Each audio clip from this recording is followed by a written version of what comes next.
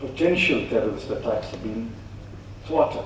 I think we see too many movies that we think that a potential terrorist attack is thwarted only when the hero cuts the red wire 1 minute, 1 second before the needle touches 12. That's because we see too many movies in HBO and Star movies. That's not the way terrorist attacks are fought. When somebody's planning and somebody has advanced plans, if you stop him even 7 days or 10 days or 15 days before what he might have done, that is still foiling a terrorist attack. And there are a number of examples of that have happened in the past, in the recent past, and I compliment our security agencies for successfully foiling such terrorist attacks. But despite our best efforts, there is always a danger that someone will succeed. There is always a danger that someone will succeed. And I agree with the lady who compared when she said that we can't get away by saying resilient Mumbaikars and doughty Delhiites and that kind of thing. I agree. Well, that's no excuse. But the fact is that Mumbaikars are extremely resilient. Why should we not acknowledge their resilience? That's not said as an excuse. That's said as acknowledging the resilience of Mumbaikars. Now, why is Mumbai a target? That's a big story. I don't have the time to go into it.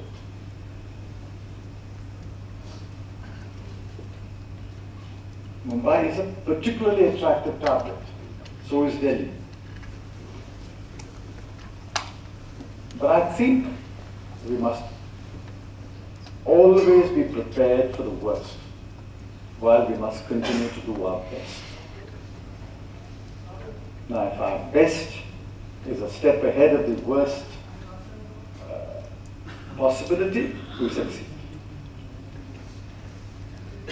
There was a period between 2002 and 2008, and especially 2007 and 2008, where there was the sinking feeling that we had lost control.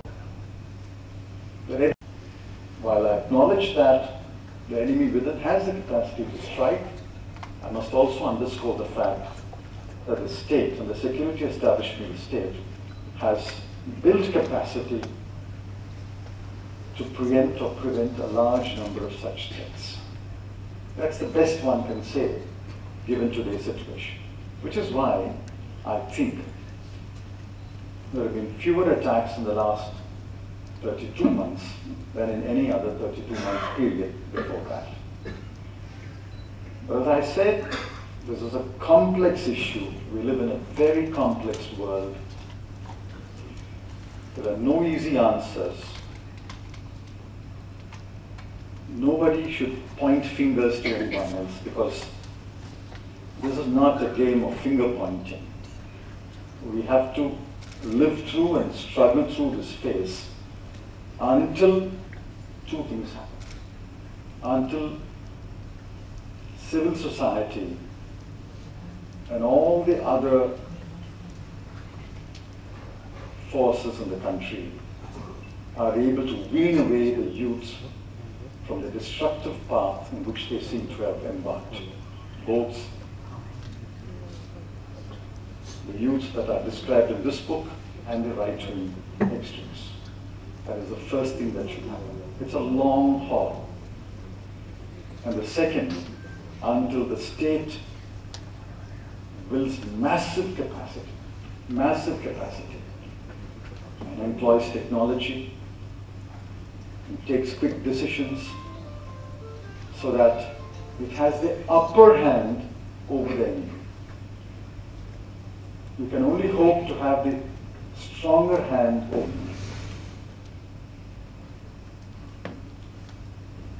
Well, that's all that I wish to say today. I think I've spoken longer than I intended to. I compliment the author on this book. I'm sure the intelligence establishment will buy several copies, as they bought Gilani's book several copies, and start reading to match with their own databases, match with their own analysis. And I would have some work to do trying to match what we think we know with what Shishir says, what happened.